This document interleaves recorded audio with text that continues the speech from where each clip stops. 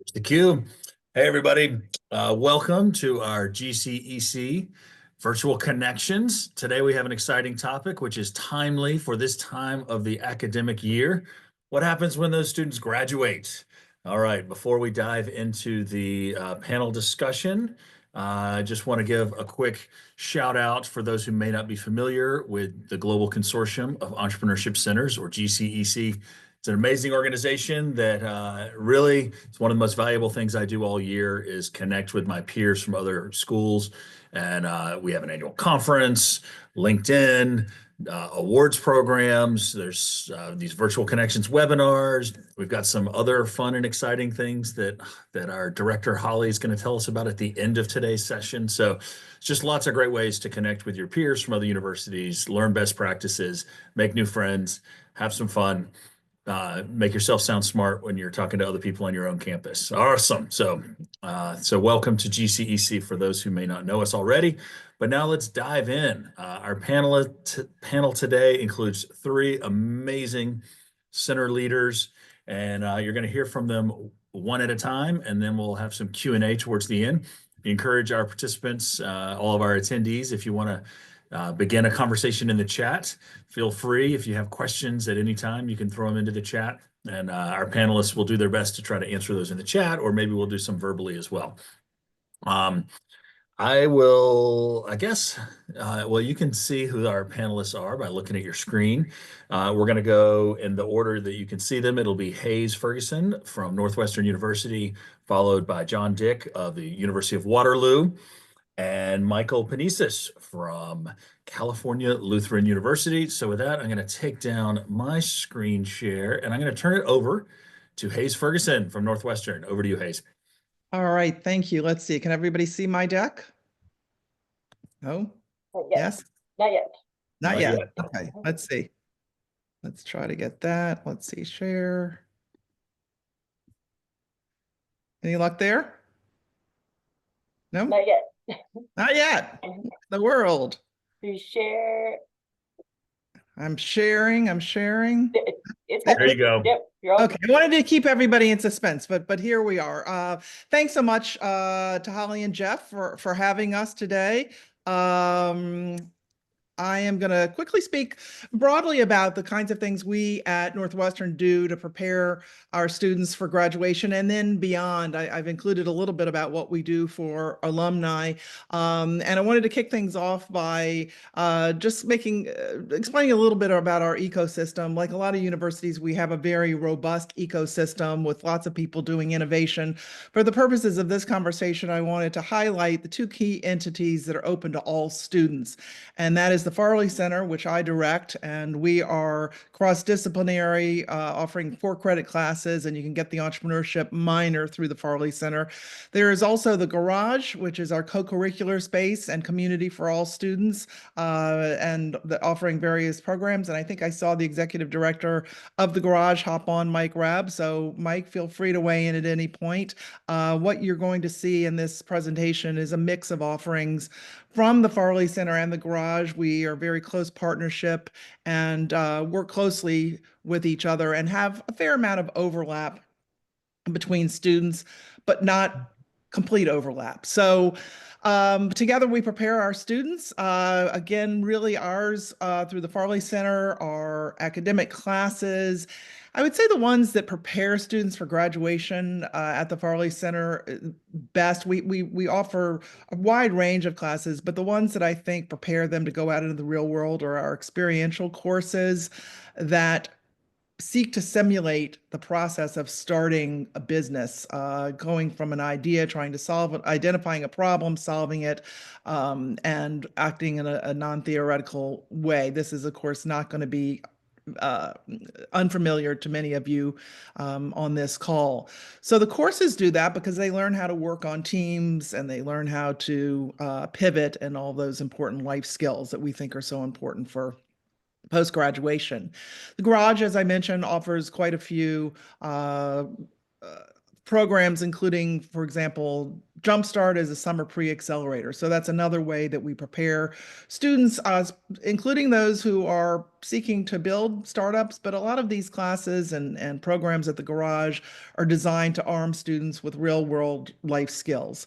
And so learning how to be flexible and work with others is something that you can use whether you're going to start your own thing or go work for a big company or a small company or continue in academia.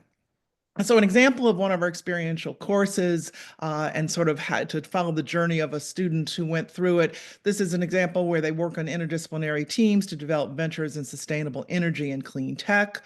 The classes are very popular. Often we have to turn people away. They draw again from all over the campus. And this was a nice testimonial from a student who said this course was the best course I've taken at Northwestern. Whether you're interested in business, science, or entrepreneurship, this class will defy things you thought you knew and challenge you to explore your wildest ideas. And again, that's we love seeing something like that because this isn't, somebody who's saying, well, this was great because it really guided me in how to build my company. Instead, this particular student walked away learning a lot about everything. We've heard students say they come to this really just to learn about environmental and scientific challenges that we're all facing.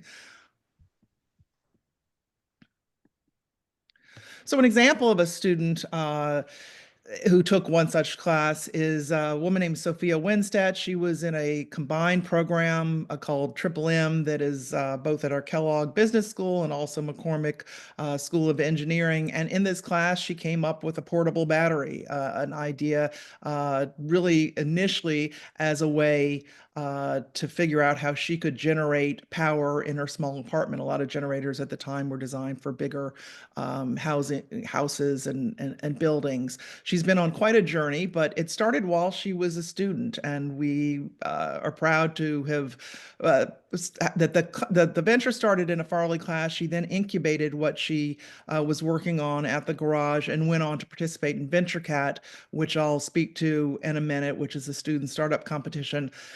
Also, beyond graduation, we really do try through a number of means to maintain relationships with the students, both so we can help them and so they can help others. And while she was a graduating student, we were able to connect her with our network and specifically with Generator. Some of you may be familiar, they have a sustainability vertical, and fortunately it happens to be run by one of our adjunct faculty members. So we connected her, she applied and was accepted into their accelerator after graduation. As I mentioned, she also during school, VentureCat is an annual student startup competition where students like Sophia can come and pitch before a live audience. It's also streamed, and the value here is, well, sure, there's a value of the potential of getting a lot of money to help you propel your venture forward, but we really hear from students that what they take away is the opportunity to work closely with mentors to prepare them for this opportunity to pitch to a live audience an idea that they have been working on. Alumni VentureCat is something that the Garage has developed recently. The idea is to support early stage businesses that are founded by Northwestern alums while they're at Northwestern or afterward. And selected alumni founders compete at a public showcase for a chance to win $100,000. So you'll see a theme here that we try to carry the journey through to the extent possible. Also engaging students and alums to come in as guest speakers, advisors, mentors, founders, and residents. Again, this is part of the continuum. And all of these students, needless to say, were very involved at both or the Farley Center and or the Garage during their time at Northwestern.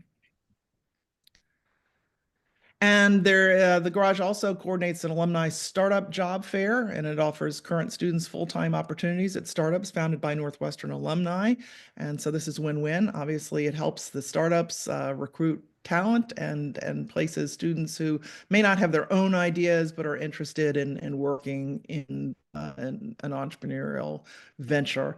Along those same lines, something that's been recently launched in San Francisco is an accelerator that lasts for 6 months, and it's a networking opportunity for alums who are working at startups. So again, I've taken you through sort of the broad journey, starting with first year students and how we help them along, and then gotten a little bit into what we do after they graduate.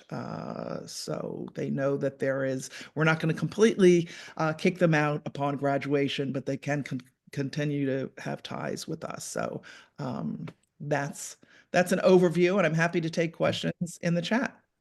That was great, Hayes. Thanks so much. I like the way you kind of commented on that about, I think that today's topic hits the nail on the head when it comes to, we often build a lot of programming around helping students, but it's really hard to be a full-time student and a full-time entrepreneur, and a lot of them really get going when they graduate. And I know I've found that if you don't have that support system for them after graduation, then it feels like you've really kind of screwed up there. So you guys have a lot of great stuff going on. Quick question I have before we go to our next panelist: the program in San Francisco, uh, the Ignite Accelerator. That sounds like it could be a pretty big deal, and you kind of glanced past it quickly. Can you It, explain a little bit more about how you manage a 6-month accelerator on the other side of the continent there? it is brand new. And Mike, if you're out there, since you're closer to this, do you want to weigh in? And this is very much in its earliest stages. Yeah, I apologize. I don't have my camera on, but can you hear me all right? Yes. Awesome. Yeah, so the Grosh is a full-time team member in San Francisco, whose full-time job is working with Northwestern alumni in the startup ecosystem. And so this Ignite Accelerator is kind of a culmination of about 2 years of work building that community up and being in a position where we have folks with so many experiences and expertise who, again, want to give back both to students at the university, but also to those who are full-time working on their ventures. So it's a lot about the community and plugging in mentors and speakers and those who can help founders find their first customers, their first investors, and the first kind of believers in their companies. Awesome. All right. And there are some questions coming through in the chat too. So Hayes and Mike, anybody there, you can start chatting in there if you'd like. We'll come back in a few minutes to the whole panel. But next up, John from Waterloo, over to you.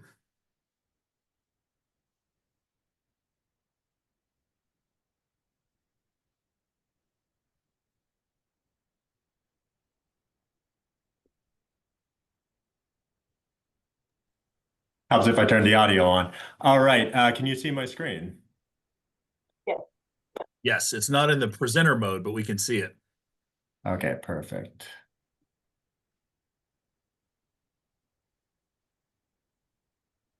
There we go. All right. Well, thank you very much for inviting me to talk today. So my name is John Dick. I'm the Senior Director of Founder Development at Velocity at the University of Waterloo. If you don't know where the University of Waterloo is, it's an hour and a half west of Toronto in Canada. Waterloo is probably best known for being the home of BlackBerry. We all had them back in the day, I'm sure. Okay, but University of Waterloo. So we're a relatively young university, founded in 1957. And the founders of the university really wanted to focus and create an organization that created graduates who could take on the world's most daunting challenges and with a real focus on science, engineering, and technology. And they also believe that real world experience was necessary in order for the graduates to be best prepared for the future. So they created a co-op program on top of that. So students have to complete up to 2 years of paid work experience during their undergraduate degrees in order to graduate. So, fast forward to today, it's Canada's largest co-op program. Those students do get that paid work experience, and it's really paid off in terms of their employability post-graduation.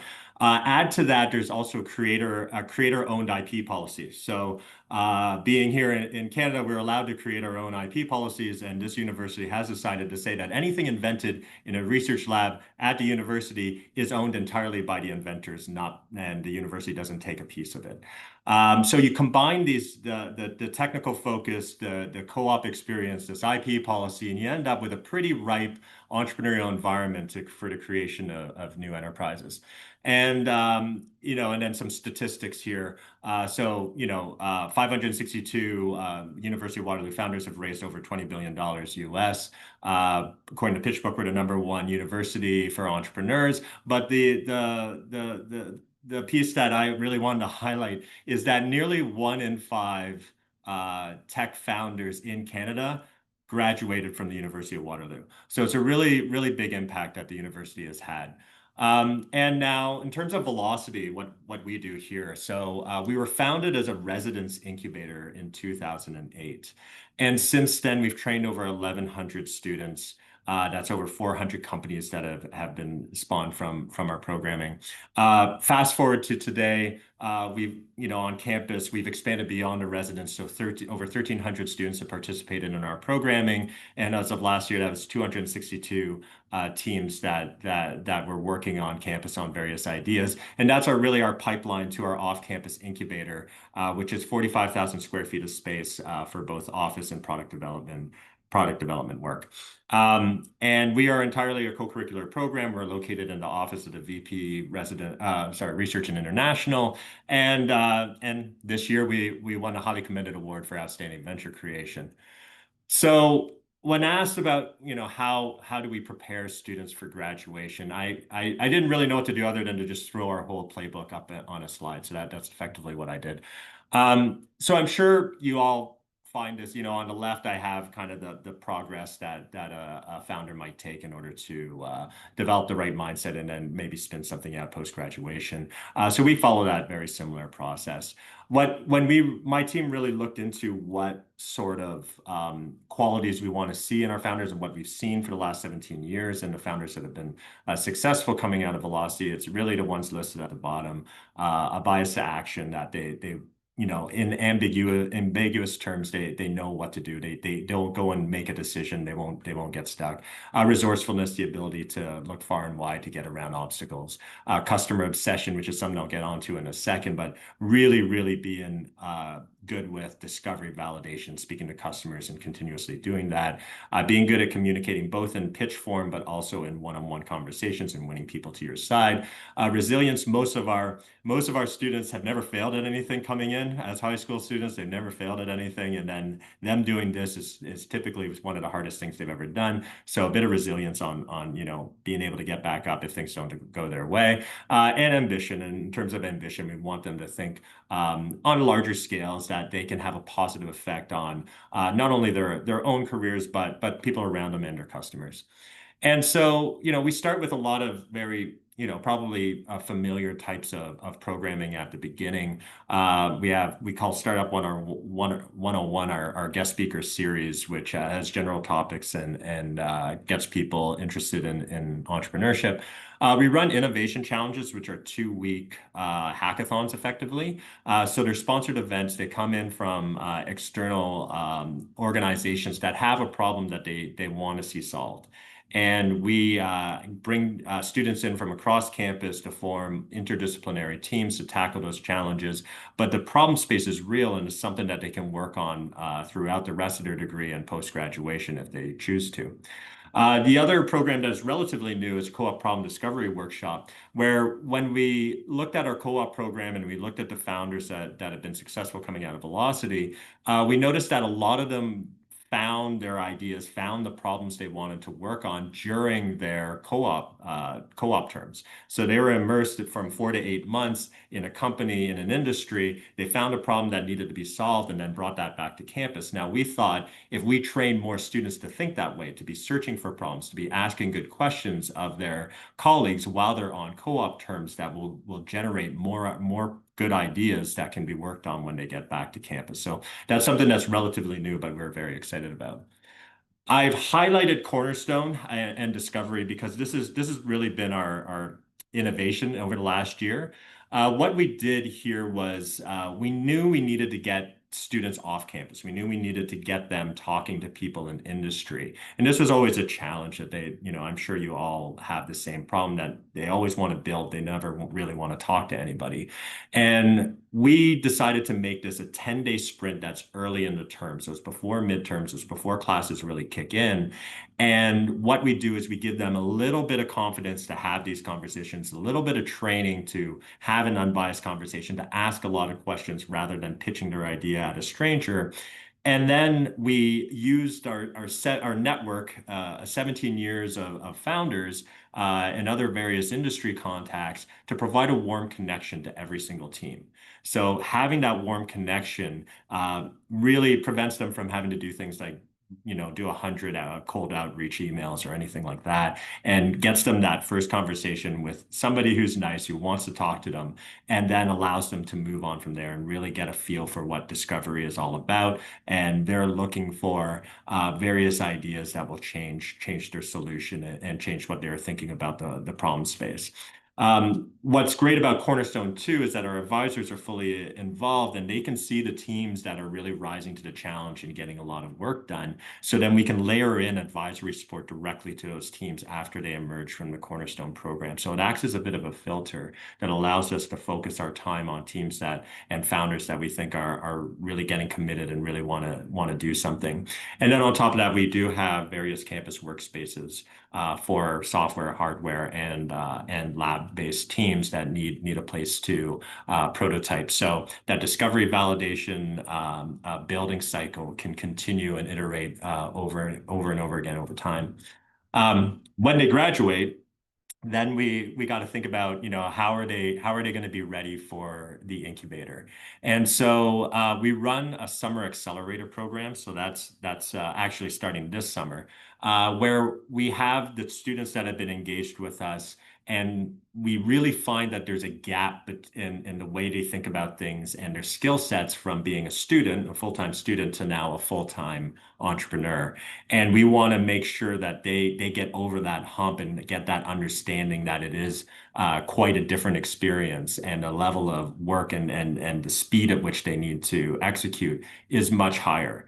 And so we're running this accelerator in order to make sure that they gain that understanding, they gain that skill set. And again, it's another filter for the incubator. 45,000 square feet is a lot of space, but it's not enough for all the teams that would want to join. So we need to have some way of determining who would be best suited to continue on and within our space. So the accelerator offers us that opportunity. And the ones that do get invited to join the incubator post-graduation are given momentum grants. So this is a relatively new focus of ours, where we've had donor funding come in, and it's allowed us to give $10,000 grants to all the teams that are executing and doing things really, really well. And that's our ability to just give them funding, because it is very hard to find non-dilutive early stage funding for a lot of our teams. And we want to give them something to put under their feet, so they're not looking for investment at too early a stage and kind of losing time doing that. So that's the very quick summary of all the work that we do. I have a photo here of the momentum grants that we handed out just recently, this past month, and my contact information is at the bottom for anyone who wants to get in touch with me. John, that is awesome. Thank you so much. Very efficient. I have a quick question for you before we go to Michael. The last thing you talked about there, those $10,000 grants. I've seen that, a few $1,000s can make a huge difference between a student project ending on the vine and they go get or dying on the vine while they go get a job, versus, a relatively small, 10,000 is not a tiny amount of money, but that can be enough to convince somebody to work on this full time instead of getting a job. Has that been your experience? And, how do you gauge what the right amount of money is for that sort of a purpose? Yeah, I mean, the $10,000 is what I can do currently. And it's a big donor focus of us. This is our major fundraising event on an annual basis now. And I would love for this to be $25,000 instead of $10,000. And that is our goal, to increase the size of those checks. But definitely, to speak to your point, students are looking for validation in multiple ways. Funding is one of those ways. I find that even when they talk to me at the very beginning, when they ask me and pitch their idea at me, they want me just to say that it's good. And I won't do that. I say, you know what? You got to do Cornerstone. You got to do some discovery, find some customers. But funding is the next step to that too. And I think that the way these momentum grants work is you can get funding for a lot of things that maybe is not rewarding whether or not your idea is good. And what we like about this is they've worked with us for a while. We know they're executing, and we don't want to leave it up to a pitch competition for them to like perform on a day and get the funding. This way, we just give it to them and then they move on. Right? Yeah. Excellent insights. Thanks so much, John. All right. Our third panelist is coming to us. I presume he is near 999 Other Oaks in California Lutheran University in Thousand Oaks, California. Over to you, Mike. I've never gotten around to counting them. Most people who live in Thousand Oaks swear that they're there, but I don't know. My name is Mike Panessis. I'm from Cal Lutheran. Thousand Oaks, California is about a half-hour drive north of Los Angeles. We're a small liberal arts university. It's still a little unusual to find an entrepreneurship center in that kind of setting. And we try to think about entrepreneurship a little differently as it pertains to our students. I don't have slides. I'm just going to talk. I didn't realize I was going last, but this probably works out for the better. We offer most everything that we've heard so far. We offer a minor in entrepreneurship, innovation in entrepreneurship. Any student can take the program. The vast majority of them have no intention of ever being an entrepreneur. I think that something that we've spent time on when we're preparing our students for what comes after college is that, especially in this day and age, they're going to have multiple careers. And that at some point in their lives, entrepreneur may be one of them. But that's not how they start out. So rather than, we have programs where we focus the best and brightest, most entrepreneurial students on launching startups, but we also try to create opportunities for as many of our students as possible to have an experience that helps them understand what the life of an entrepreneur is so that when they get to that point, they feel like they're prepared. We have a new venture competition, but it's not a pitch competition. It's an expo style event. Where every student entrepreneur gets a table. They have to show off their startup at that table, practice their elevator pitches.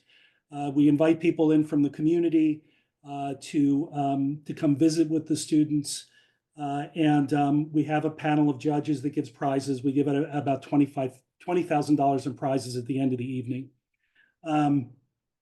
But we also have our students, there are two divisions. There's a division for Cal Lutheran. This year we have 66 teams.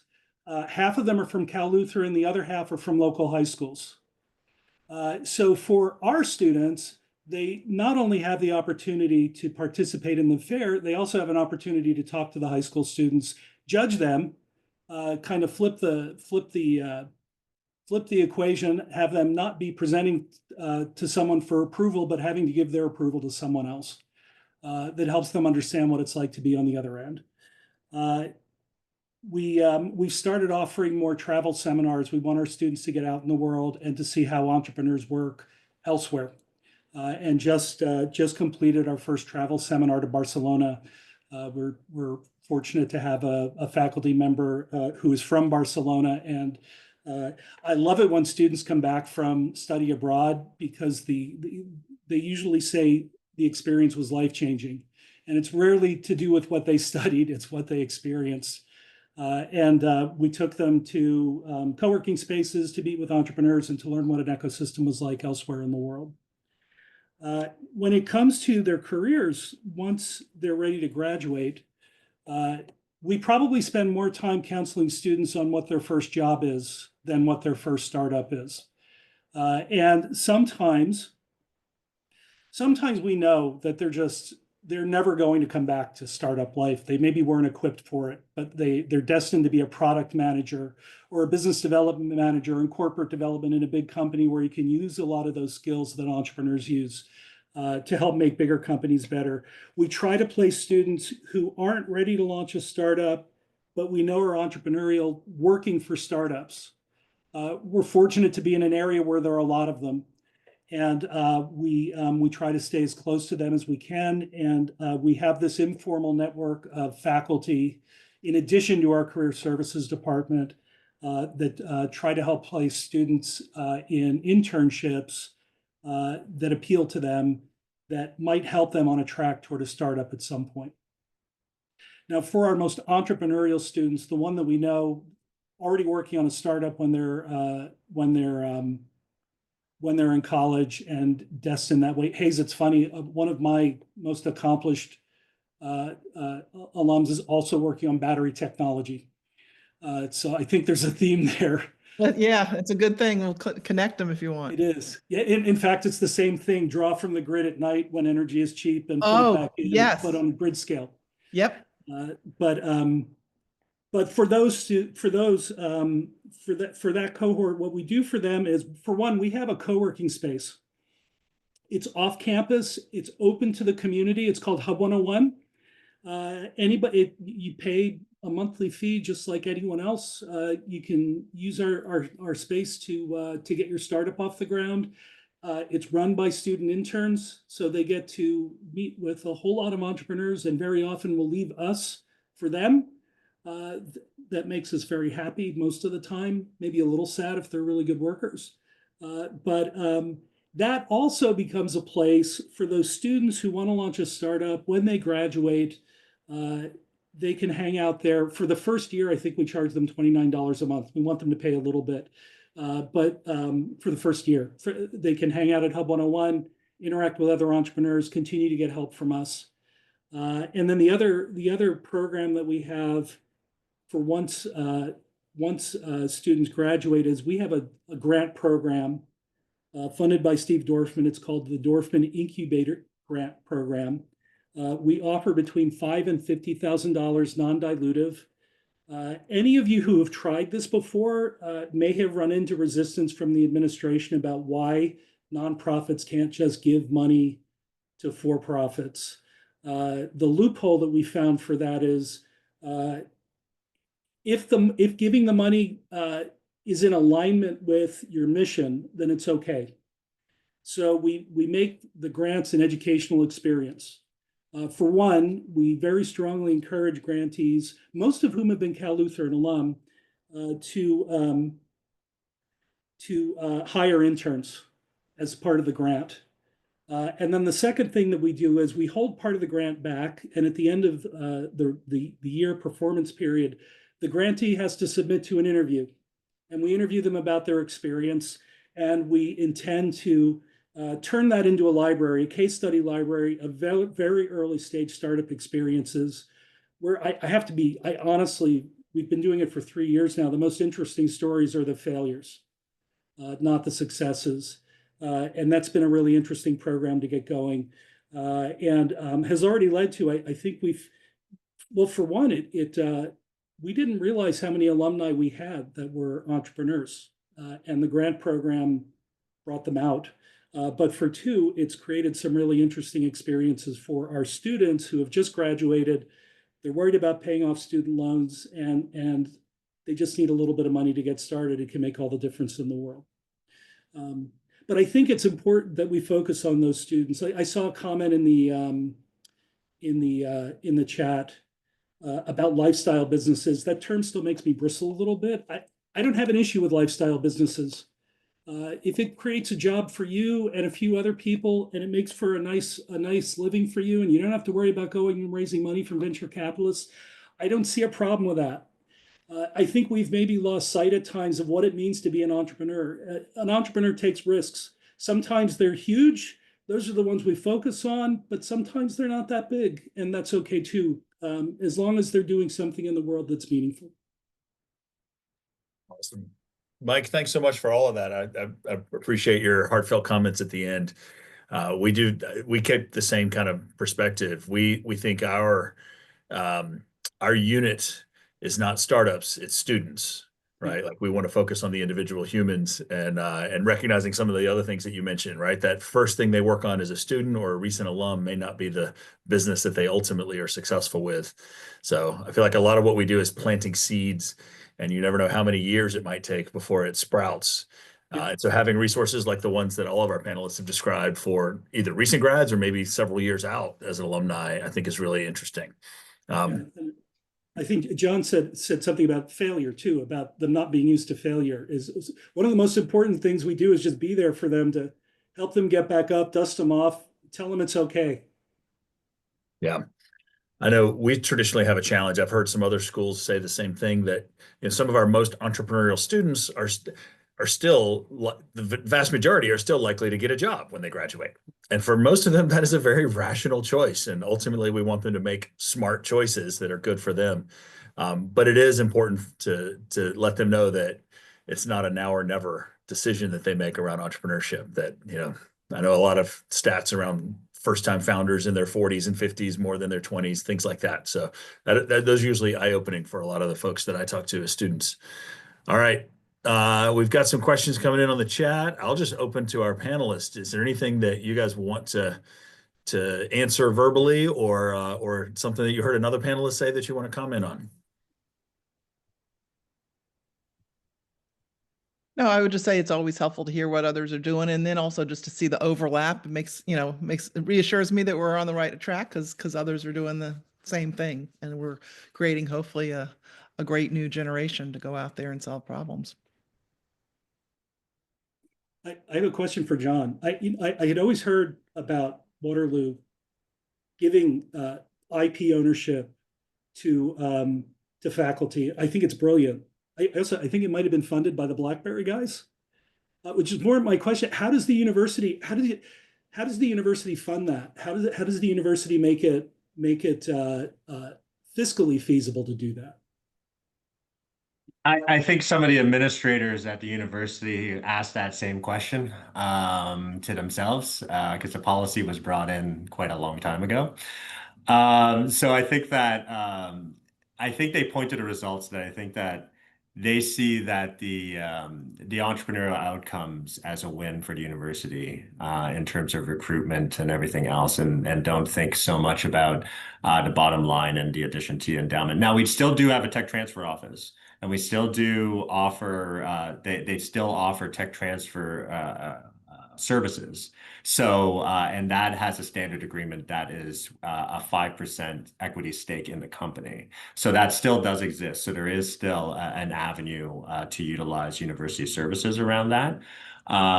So there is still a revenue stream on that side of things. But tech transfers, a pretty challenging thing, I think, even at the best run universities, raising funding in that way. I think that we could do a lot. I think if the entrepreneurship centers and the tech transfer offices were working closer together, I think there would be some more positive outcomes happening in those situations.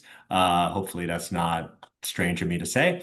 And I think that the IP ownership policy is pretty interesting. The New Zealand has just adopted. They called it the Waterloo model for IP ownership. So the entire country of New Zealand is looking towards doing IP ownership in the same policy setup.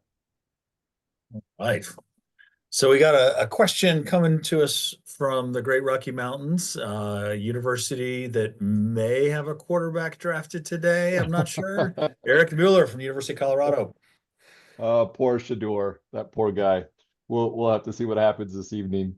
And I thought I'd go old school, raise my hand and jump on quick.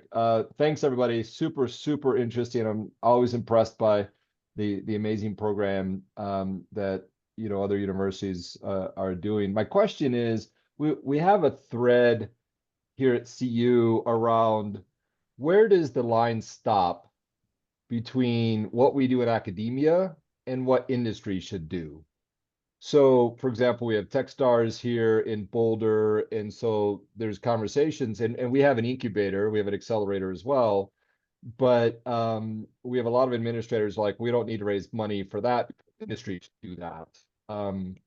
So I just thought I'd throw that out there. If there are any thoughts on how do we determine that line between what we do in our units and what we should partner or rely on industry to do? Can speak that And Boo? to that a little bit. I don't know if it's going to answer the question exactly. And I think it's I guess the first I'd question, does it have to be a hard line? Can it be a little blurred? I feel, for us, there's a lot of give and take. We also have folks that are involved in the Techstars in Chicago that's reemerging. And we'll send some students to there. I feel like some students kind of outgrow what we have to offer more quickly than others, at which point we launch them, and maybe that's when they're really ready to fundraise, or they're really ready to be incubated.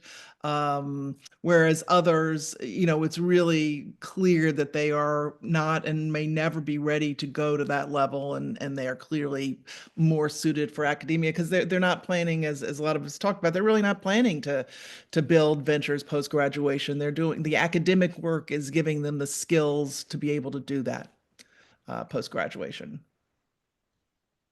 Can I just add on to that? My name is Jane Frankel, and I always felt that there is really no gap between entrepreneurship and intrapreneuring. And intrapreneuring is what everybody can entrepreneur on their own within any organization that that a person joins. And that would be something that could be a follow-up or be done in a complementary way. That whole notion with the private sector or the jobs, wherever the jobs are. And I did hear a lot of references today with people speaking about the whole notion of just being entrepreneurial on your own within an organization. You don't have to be a startup person. You can do your own intrapreneuring within any organization. Thanks, Yeah, Jane. Eric, you did touch on one of the fundamental challenges we all run into, I think, right? Where does the line get drawn? I think it may have been Mike who mentioned the university attorneys and administration, who I know we have a similar situation to what he mentioned around giving money to companies. We are only allowed to give prize money to an individual student, not to a company, and that it's because of that reason. It's maybe run averse to our nonprofit educational mission. So we have to really think about that a lot. We have relatively conservative counsel. I understand a lot of other universities have found ways to do things more interestingly, but so far we've had our arms tied or hands tied. And sometimes I think it is the right call. It's like there are accelerators whose primary purpose is to create wealth generating startups, right? High value growth. And maybe they're more suited to do that than academic institutions. There's a lot of gray area in our world, right? It's kind of we operate at that tension between things. Go ahead, Mike. I try not to draw a line. I want the line to be a little fuzzy. That keeps the administrators guessing. Super helpful. Thanks, everybody. Yeah. I'll echo something that we heard earlier too, which is some of the summer accelerator or summer incubator type programs. One of the greatest values we've seen from our programs is when students interact with other startups in the ecosystem that are not university based. We sometimes take them deliberately to other accelerators and interact with other companies. And we've had quite a number of times where by the end of the summer, the student was joining somebody else's startup as opposed to continuing to work on their own. And I consider that to be a huge win. Just kind of getting them out of the university environment into the real startup world environment. And sometimes it comes out with different outcomes. Can you elaborate a little bit on that, Jeff? So these are Georgetown student teams that you will then send for the summer to incubate at a professional accelerator, a sort of a Techstars post. Kind of. It's been more like we will do like a weekly event. Some of those will be in our own university spaces, but sometimes we'll do those in a co-working space or at another facility that does accelerating or incubating, so that the students are not just interacting with their university peers. Yeah. They're interacting. It's not. We don't ask those other programs to run a formal kind of part of the process. It's more like hosting and interacting with them. Yeah. I don't know if anyone's here from Cal Poly. Cal Poly runs a really interesting program. They have a co-working space like ours that's open to the public, and they run a summer accelerator at that facility. It's called the Hot House. It's downtown. It's not on the main campus, and they bring mentors in to help with the startups. And it's a really nice program that kind of again, back to blurring the lines between where the university ends and where community begins. Yeah, we've sent a couple of the students that were highlighted in my deck pretty much outgrew at a certain point the resources we could offer at the university, and so they went on to join accelerators. In fact, I think Charlotte Oxnam was the first student to be accepted into a Techstars, or at least Techstars Chicago, because she was just ready as an undergrad. She'd exhausted the resources, so she needed to be with people who weren't just in school. Excellent. Well, please join me in thanking all three of our panelists, Hayes, Mike, John. Thank you so much for sharing what you're doing at your schools. I appreciate so many folks who have joined in with on the conversation more broadly. At this point, I'm going to turn over to our fearless leader for some closing comments and to share some new and exciting things going on with GCEC. So over to you, Executive Director Holly DeArmond. Thank you, Jeff. Always love it when you intro me. But yes, I do have some pertinent and exciting updates today. First off, we are off and running on our 2025 GCEC conference. The call for proposals is open, and the GCEC awards are now open. Now, with the call for proposals, this is for if you want to do something like we did today. Maybe you want to lead a panel on a particular topic. Maybe you want to do a workshop, or maybe you want to present on something that your center or your school is doing at a very high level that others could replicate. Or maybe you want to have, a discussion, a challenging topic, and do a roundtable around it and have a smaller gathering. So this is the time to put some thought into that, what you want to propose as far as getting involved in our conference that's set for the University of Calgary on October 2 through 4. So June 6th is your deadline to make those submissions.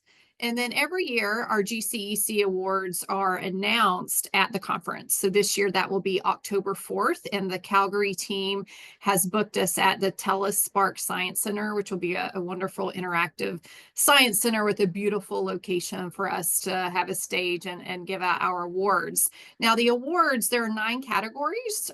So hopefully one of those categories will fit something that you think is really excellent. I do encourage you to read through them, choose the best category or categories for you. It's a really great way to raise your profile, both of these ways. Doing a session at the conference or applying and winning an award. These are great ways to elevate the work that you're doing for your team, for your institution. So please do look into those.